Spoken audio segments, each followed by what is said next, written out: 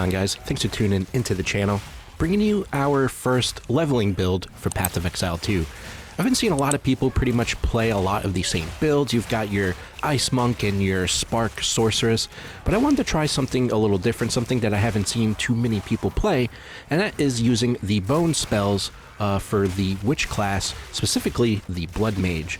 Now, this isn't a meta build. I don't really care what the meta is. I just kind of like to play and do my own thing. I like to do things on my own and just see what I can come up with without following a guide or, you know, a step-by-step tutorial, because I just find it a lot more rewarding kind of just doing things on my own.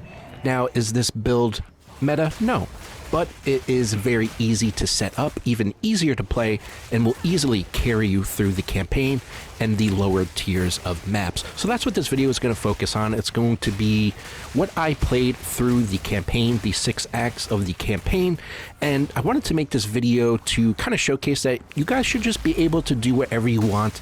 Don't be afraid to just try out new things, whether they work out or they don't.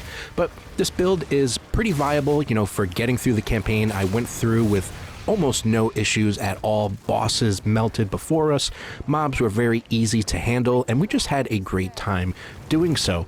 But I wanted to make this video to showcase that, but also to kind of get some tips from you guys. If you're playing a similar build, if you guys have any tips or guidance on how to improve the build so I can start to take it into the higher tiers of maps, please let me know, because I want to take this build as far as I can. I'm not following any guides or anything, just doing my own thing, and we're having a blast doing it. So I'm going to showcase the skills, what you should be looking out for in terms of stats and affixes, and let's just have a good time and jump right into it. So there are a few bone-based magic spells that deal high physical damage. So when you're looking for stats and affixes, you want to focus on spell damage, physical damage, crit chance, and crit damage. Those are going to be your main focuses. Cast speed and spirit, that way you could have some more curses or whatever you want for your buffs, is always a nice bonus as well. I'm pretty much playing solo self-found. I don't really use the trade website. I kind of just prefer to just get my gear through drops and crafting. I know it's a lot harder that way, but again, I just find it more rewarding. But by all means, if you have the currency, go on the trade website. You can get much better gear. But those are the main things you want to focus on.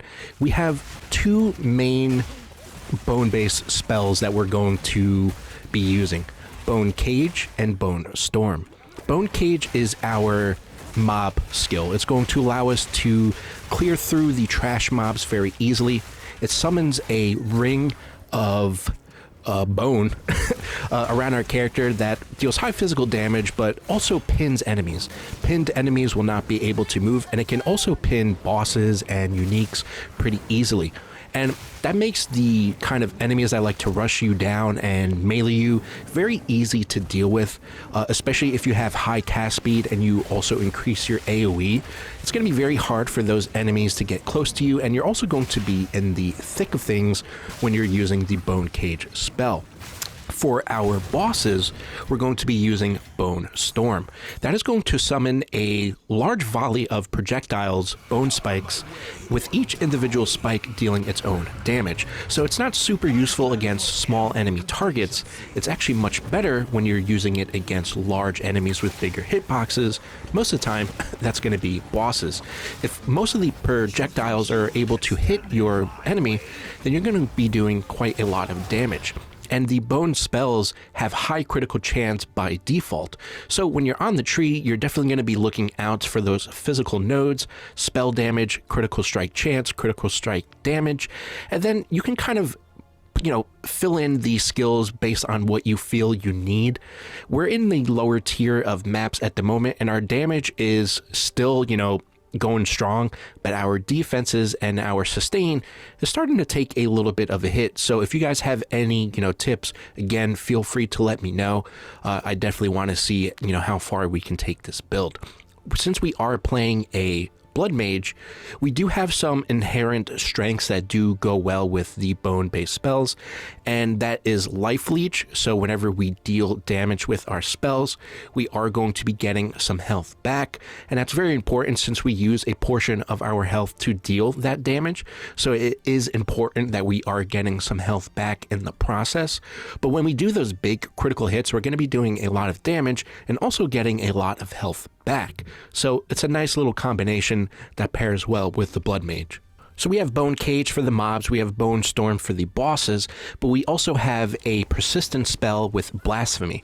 Blasphemy lets you socket curses instead of having to use them like an actual active skill. You can actually use them as an aura, and they will apply the curses around you in a radius. So this is really, really fantastic. We're going to be using the Vulnerabilities curse, which is going to lower enemies' armor, which means our physical spells, our bone magic, are going to do more damage, which is really, really nice. In addition to that, we also have Enfeeble, which is going to decrease the amount of damage that enemies do within the radius. You can maybe put in a different curse there. There's the one that allows you to slow enemies. I believe it's called Temporal Chains. That's a nice one, but I like the decrease in damage as well. But throughout the campaign, the 6th act of the campaign, we were also using Grim Feast, which is going to allow us to replenish our energy shield when we kill enemies. That also pairs with the Blood Mage passive, Life Remnants, which is going to spawn essentially blood orbs, life orbs, which will allow you to overcap your health, meaning you can get a lot more maximum health than you're actually capable of. So it's really nice. Again, the campaign, we pretty much steamrolled through the entire campaign. Very, very easy. Bosses died very easily. The mobs gave us very little trouble. The only time we really had any issues was when there is a lot of chaos projectiles, and we did get humbled a bit when we got into the end game and we realized, you know, how many of the kind of ranged chaos enemies are in the game during the end game. So we definitely got to get our resistances up. But as far as leveling through the campaign, this was very, very smooth sailing.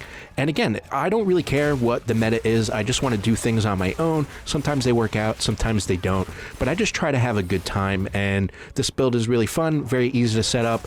It comes online very early into the campaign, so you can have a very, very smooth campaign playthrough leveling process as you get to the end game with this build.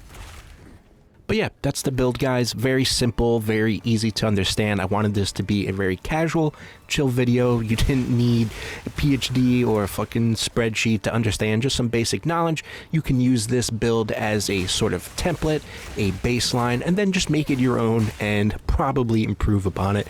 And if you like this more kind of just chill, casual build style video, be sure to like the video. You know, give me a sub. Really appreciate it. I'm going to be doing a lot more than that. And again, if you guys have any tips, if you're playing something similar on how I can improve it, please let me know. Really appreciate it.